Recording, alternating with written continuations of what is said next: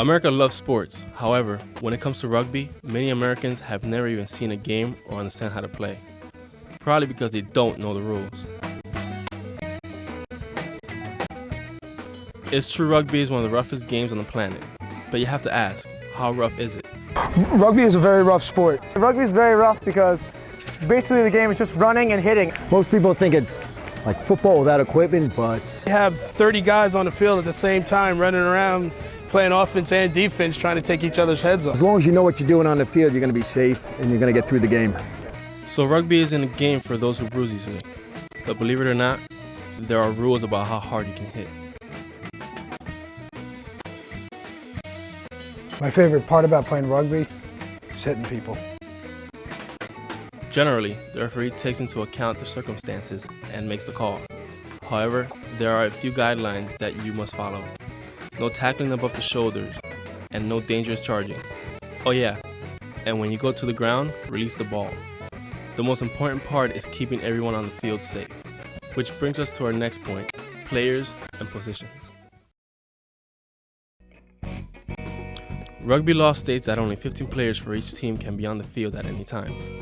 There are two main groups on each team, forwards, or the pack, and backs, or the wing. Let's start with the pack. These are usually the bigger guys on the team, and they certainly provide the muscle.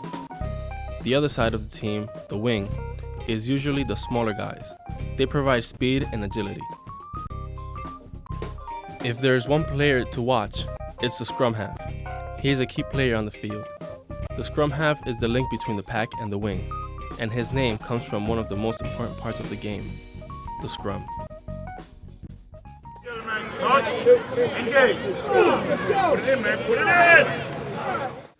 The scrum is one of the most technical parts of rugby.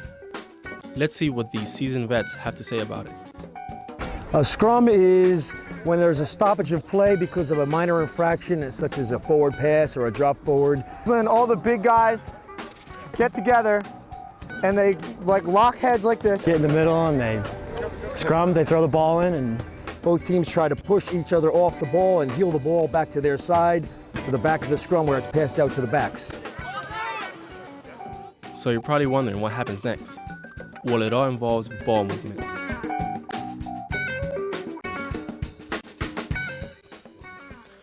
Just like in any other sport, in rugby, ball movement is key. However, unlike in its American counterpart, football, the ball may not be passed forward. In rugby, all passes must be made backwards, and the only way to move the ball forward is running or kicking. This all means that no one on your team will be in front of you, so you're gonna get hit.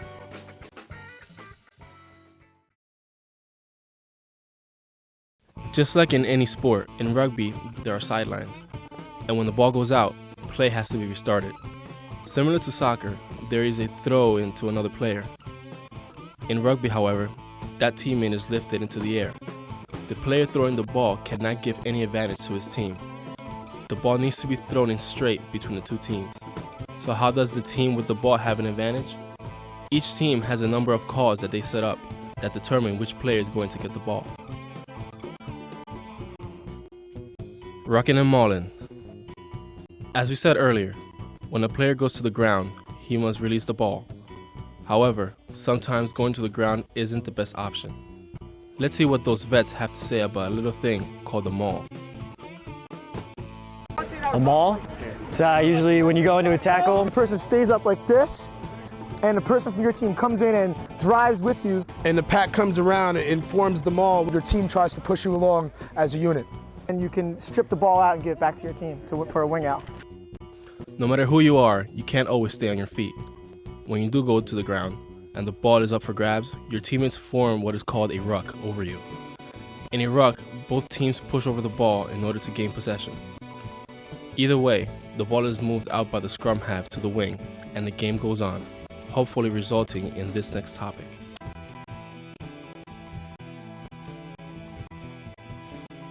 In case you hadn't picked it up yet, the point of the game of rugby is to move the ball up the field and into the end zone to score what is called a try. The player must touch the ball on the ground in order for the try to be awarded, and 5 points to be added to the team's score.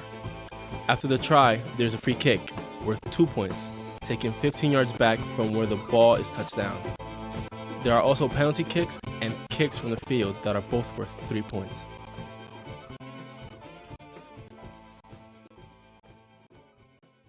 As we said, rugby is a game of many traditions. These, of course, can vary from club to club and are often practiced after games. The most interesting tradition that rugby players have is singing. I know, it is weird to think of a sport that has songs, but there are many of them. Free beer for all the ruggers. Free beer for all the ruggers. Jesus said it, Jesus said it, Jesus said it. Next, we have two things that every rugby player will have to go through. Initiation. The first doesn't happen right away. It may not even happen in your rookie year. It happens the first time you score a try. It is called a Zulu. A Zulu involves running a lap around the field in the nude. You can understand the lack of footage. Free beer for all the ruggers. Jesus said, Jesus said, Jesus said. The other is an infamous ritual called the rookie lift. Unfortunately, it is a secret as to what actually goes on, so we can only show you a great shot of some rookies. Rookies. Free beer for all the ruggers. Free beer for all the ruggers. Free beer for all the ruggers.